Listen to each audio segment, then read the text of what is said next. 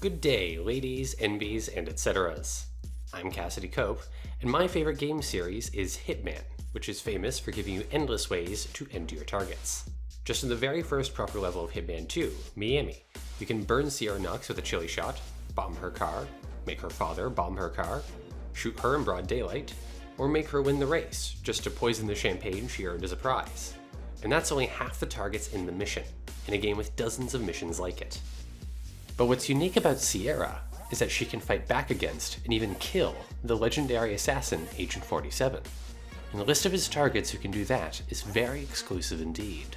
Welcome to a special feature in which I'd like to show you the rare targets in Hitman who are capable of turning the tables on 47, getting the advantage over him, and killing him before he can kill them. First, let us start with Sierra Knox. The daughter of Kronstadt CEO Robert Knox and CFO of his company, a job she earned without nepotism or even knowledge on her father's part, Sierra represents the business half of the family. Robert's passion is building and representing the technology that Kronstadt produces, and he has little mind for the actual management of the company.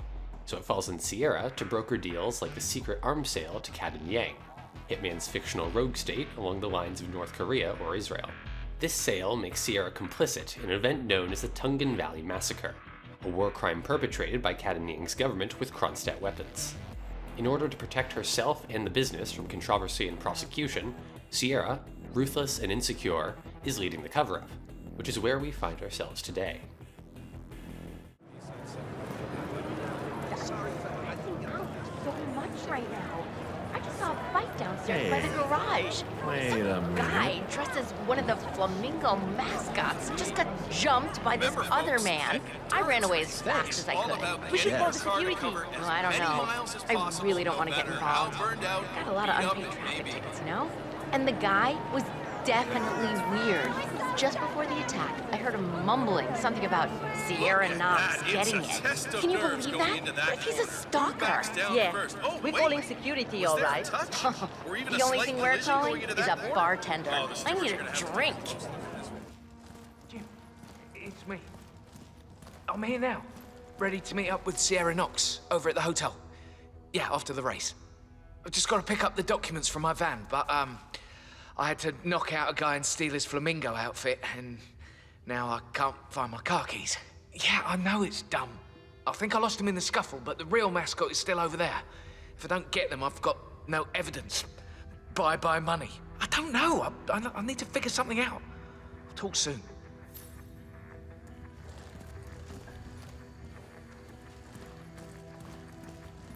Hey, can you do me a favor? Go check if my keys are over there. The guy's crazy and I don't dare go over there, but you look pretty tough. Please.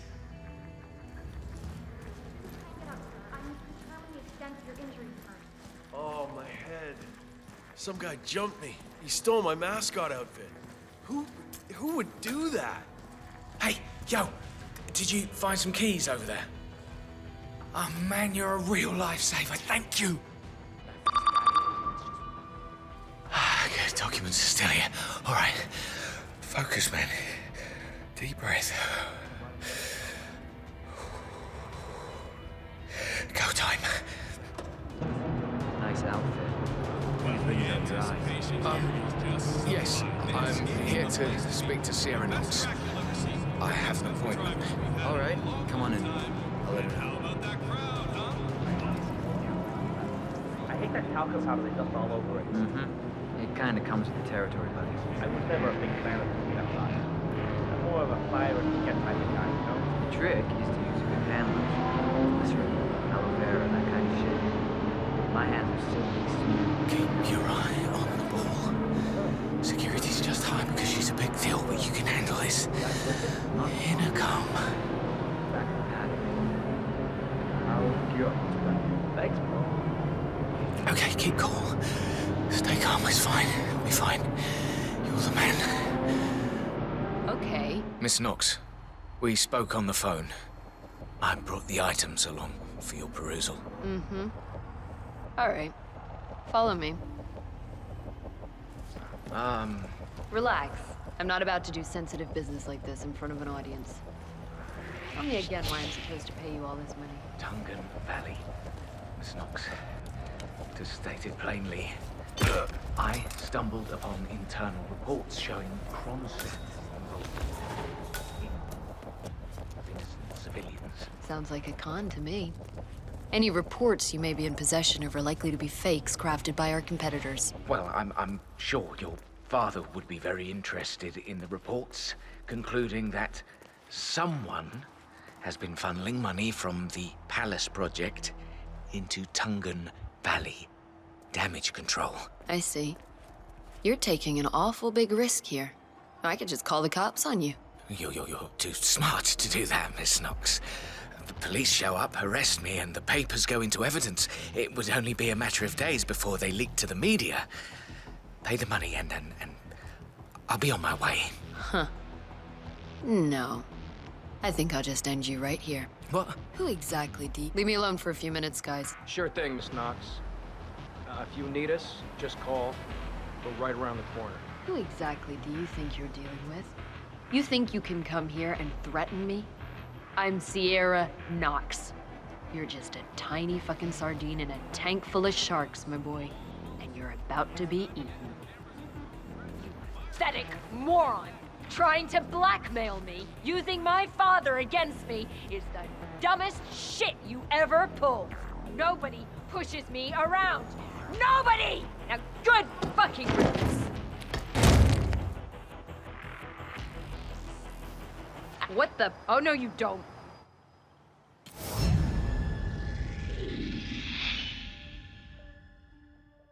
Fleeing the shadowy organization known as Providence after its agents kill his boyfriend, 47 makes a stand at a nightclub in Berlin.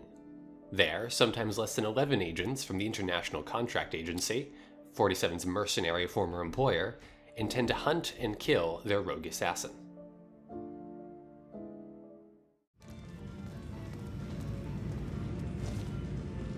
Any news on Gray?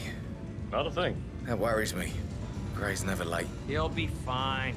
He always is. This whole evening's taking an uncomfortable turn. I don't like that new security guy.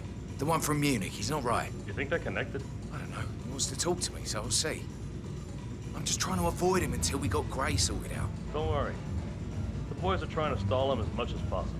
Maybe I should just call him and get it over and done with. I need to think.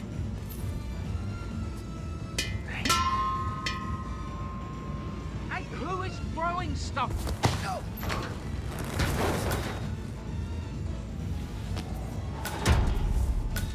Hey, you know where Rolf went? Probably went out to get some air. Want to smoke? Lead the way.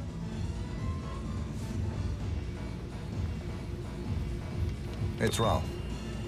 I've given it some thought. Let's talk. About time. Sit down and make yourself comfortable. I'm on my way. Careful, Montgomery. That's not Hirschmuller. 47 must have taken him out. I know, but I'm intrigued how this plays out. I'm assuming you have a plan here, Montgomery. Only to eliminate the target. Good. Now let's talk business. Well, talk. I forgot that you're a man of few words. 47. I'm Agent Montgomery. It's a pleasure to finally meet you. You are a legend. Legends die. I'm alive. Well, not for long. Your friend Gray is certainly dead. Heard he begged for his life like a little baby lamb, ready for the slaughter. And to make things worse, you are now a liability to ICA.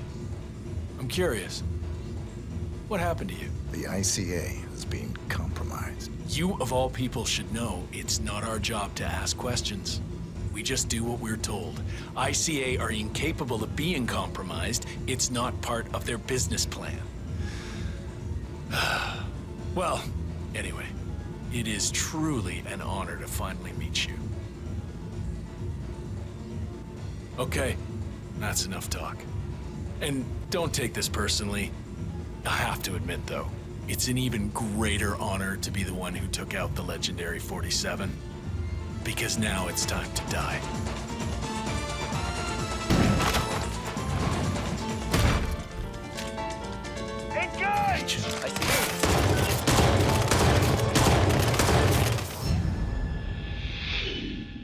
Hello, Editing Cassidy here to remind you to like and subscribe if you're liking or subscribing this video. I'm also here to tell you that I'll be streaming the new Slim Shady elusive target, 47, you must end Slim Shady now, which I know nothing about, tomorrow at 3 p.m. Eastern Time. Watching for 30 minutes will earn you the Solstice suit, which is actually really nice. I highly recommend you pick it up. I intend to take a look at the Slim Shady DLC as well, which IOI generously gave me a code for. It provides an outfit, some items, and a couple cosmetics for the Freelancer safe house. So come on over while we decide if it's worth the $5 asking price. Enjoy the rest of the video. Sheriff Skurky of Hope, South Dakota, is horribly corrupt, arbitrarily imprisoning 47 at the request of his corporate patron, Blake Dexter, during the events of Hitman Absolution. 47 breaks out and hunts Skurky, culminating in this encounter at the town church.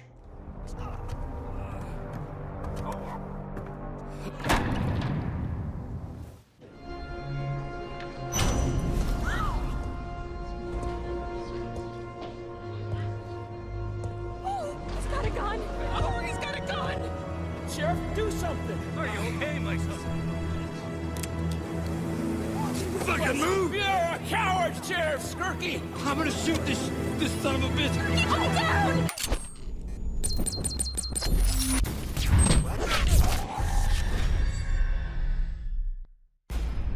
Oh yeah! Oh yeah, baby! You know who you're talking to? Skurky! Skurky! Not jerky! Yeah! The Hitman Blood Money mission You Better Watch Out sees 47 kill Lauren de Havilland, one of those wealthy filmmakers who earns an income from not publishing their works. 47 does this by infiltrating de Havilland's Christmas party, but the nature of his work in film means it's very guarded.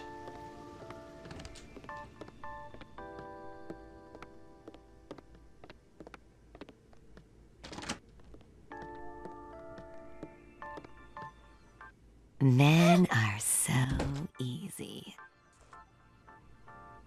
Shame to waste such a nice hunk of meat. But a girl's gotta do what a girl's gotta do. Since this woman's not a target, you may be asking why I'm featuring this level. This woman, who's never named by the game, turns into a target the moment she pulls her knife.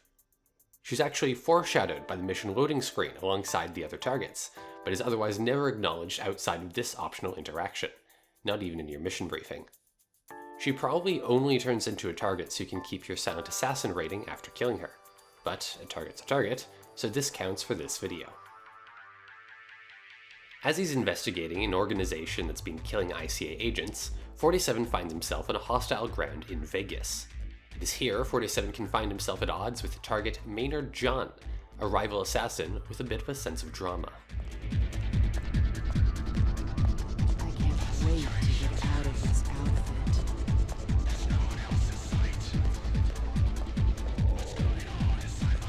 Hey, gorgeous. Ah, Mr. 47. The fates conspire to throw us together at last. I appreciate your enthusiasm. Don't be coy with me, 47. I know all about you. You're just the ungainly outcome of a childish experiment with genetic tinker toys. Super assassin, indeed.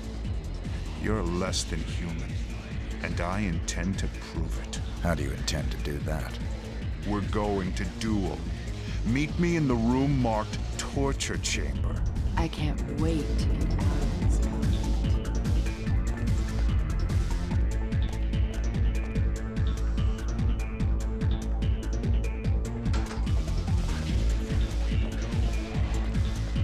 Here we stand. The world's best and second best assassins. Only the former will leave this room alive. The soundproofing will prevent any interruptions. Your equipment is positioned by the couch. Arm yourself appropriately, my mutant adversary, and we'll commence. If that's what you want.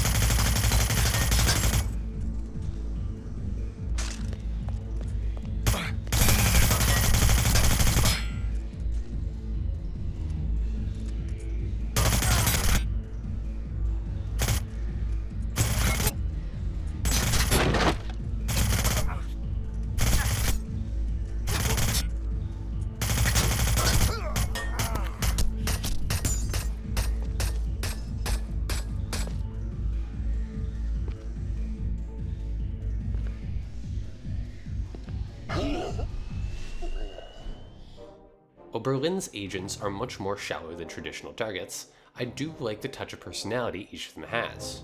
One, Agent Tremaine, seems to know that 47 is an exceptional sniper, but is willing to bet that he's better.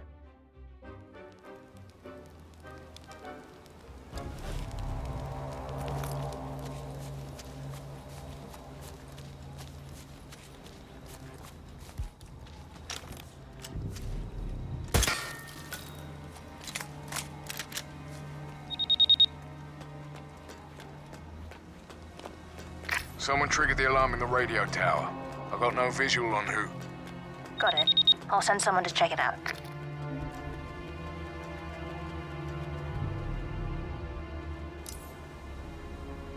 I think I spotted our man up in the radio tower. All right. You know what to do.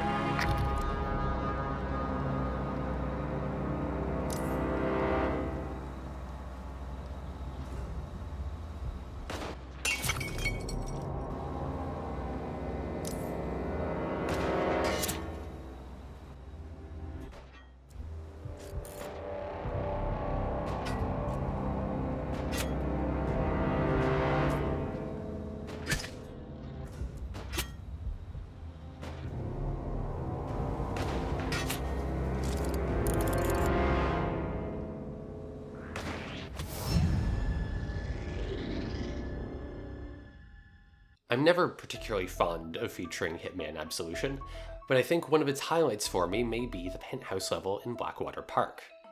Yes, IOI has always been this unsubtle. The penthouse entails sneaking through a hostile area guarded by, something you surprisingly never see in the world of assassination, a gender-diverse set of guards. Instead of having only one gender for armed NPCs, Absolution dared to do two. This feminist private security protects Layla Stockton, the right-hand woman of villainous arms dealer Blake Dexter. Killing her will burn a loose end, but while her security can be effective, we don't know how dangerous Miss Stockton herself is.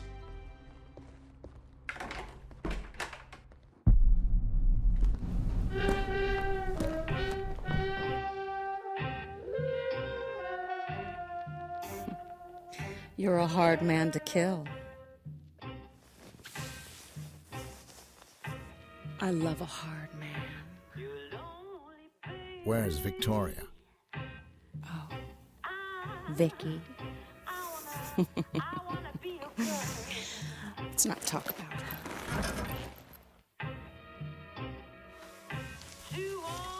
Let's talk about us.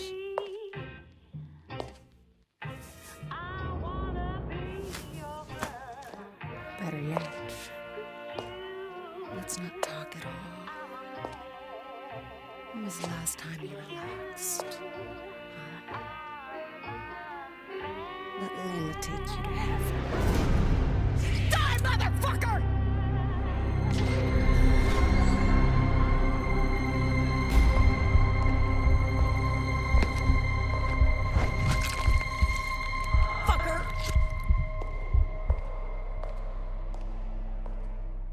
And now that we've covered one of Absolution's peaks, as low as it was, we're now burdened with seeing one of its troughs. Leonard Dexter is Blake's son, and a minor antagonist for part of the game. His crimes include being around bad people, conspiracy to kidnap 47's daughter, and involuntary manslaughter caused by a negligent discharge. Once 47's kidnapped Lenny and successfully interrogated him, revealing the information that is the only reason he came to blows with him, we're brought to one of the most discomforting set pieces I've ever played in a game. All right, you can stop digging. Can I get out of this hole now?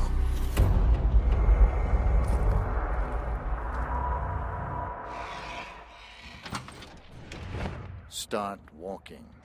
This is a torture room, in which the player is encouraged to use torture, one of the worst crimes an individual can commit, for fun. You are offered a wide selection of guns and other tools to finish him off with, and I'm pretty confident Lenny reacts to the torture you inflict upon him more than any other target reacts to anything you do in other levels. I'd do anything! I'll give you a real good reach around if you want. Oh, God, don't shoot me! What? You don't need anything bigger, you pussy, huh? You think that big gun will get the job done? Oh, no. I'm sorry. Look, just please. Oh, okay, fine. A sniper rifle. Is this some sort of joke? By the way, his limp wasn't caused by 47. He walks like that before ever meeting him. He's the only disabled target the player kills in the game, and the only one it treats like this. Traditionally, Hitman targets are killed at the peak of their power to prevent a great evil or in retaliation for an unforgivable crime. But Lenny is just pathetic and sad to an extent that it's questionable to kill him at all, rather than using him as a bargaining chip against his father, let alone taking this much pleasure in torturing him and finding creative ways to end the suffering you caused. It's made especially uncomfortable by the briefing, which implies that 47 may irrationally desire to kill Lenny. I should deal with him once and for all. But he still sees the torture the player can do as beneath him. Yet there is little honor in preying on the weak. You have to go to the effort of going out of character to engage with the vast majority of the content this level/torture room offers. Anyway, if he reaches this carriage, he can get a gun. It's almost impossible for him to harm you faster than your health will regenerate on normal. Subtext. But if you actively try to let him, he can kill you and say this.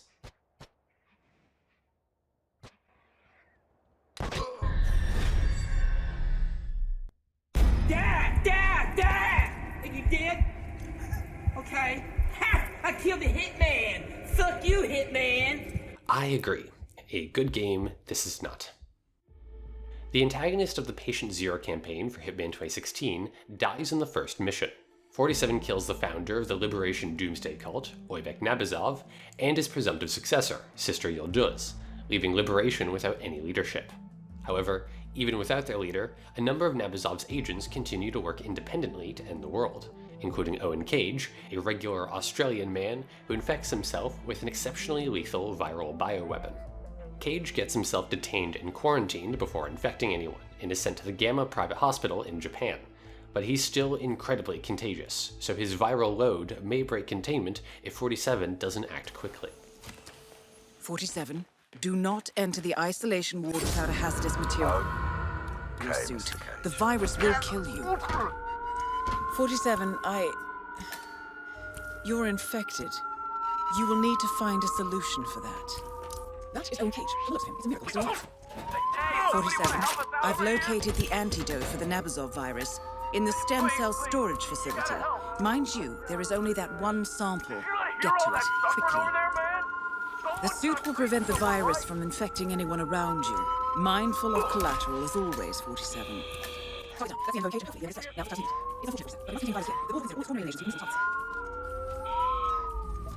Greetings, sir. Be sure to get all of it into your system, 47. 47's scared of needles.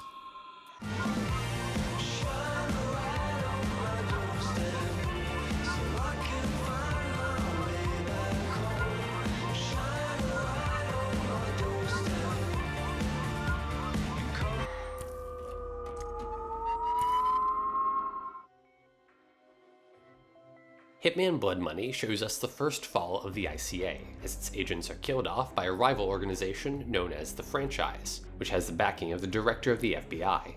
He uses the franchise and his power in government to try to get exclusive use of Ortmeyer's human cloning process that creates perfect assassins like 47, which he can already do if he simply files a patent to protect that process, but I guess it's more about the journey than the destination for him. 47's very cells pose a risk to the continued secrecy of cloning, so he's on the run from the franchise when he's approached by his only friend.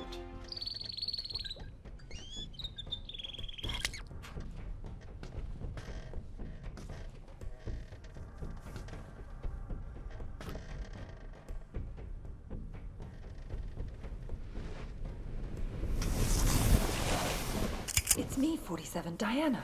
What are you doing here? Easy. I had to sneak in. The place is surrounded by hundreds of SWAT members right now. They're getting ready to move in. I had to warn you. There's still time for you to escape. I've got a plan. I don't buy it. You've got nothing to gain here. The smart play would have been getting out of the country. out of the country. We're dealing with a franchise here, 47. Borders don't stop them. You're my last chance. You know my terms. Cash on the nail. Don't you get it? You have to fight them. But if you try to do it alone, you're a dead man. Death is always a risk. Read carefully, 47. It's a bold plan. Where is this wheelchair guy right now? Bitch! Sorry, but this is the only way.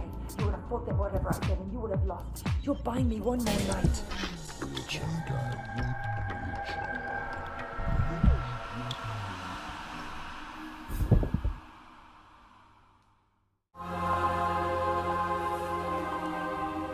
That assassination attempt was the most reported story since 9/11. How can you expect me to believe that? I don't expect you to believe anything but your eyes. This videotape confirms his presence in the White House moments before the assassination. I'll be damned. If cloning isn't outlawed, we'll all be damned. Who actually killed him? That's the most delicious irony of all. He stumbled coming over the compound wall, severed his spinal cord on the rocks. The world's most nefarious assassin died of clumsiness. You're giving me all this as an exclusive. Why me? We admire your objectivity, Rick. Thank you. Don't mention it. We need to get to the chaplain. 47's ashes are going to take pride of place on my mantle. Chaplain! Chaplain!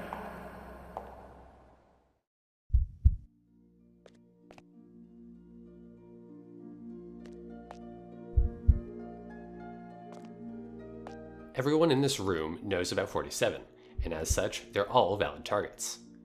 Normally that entails killing all of them, but in this video, it means I have to die to them.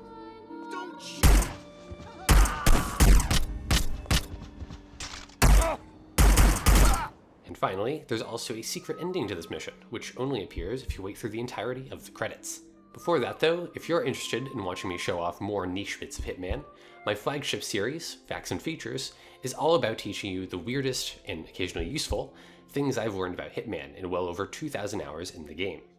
If you liked this, I highly recommend you subscribe and check that out. But for now, thank you very much for watching. I've been Cassidy Cope, and have a nice day.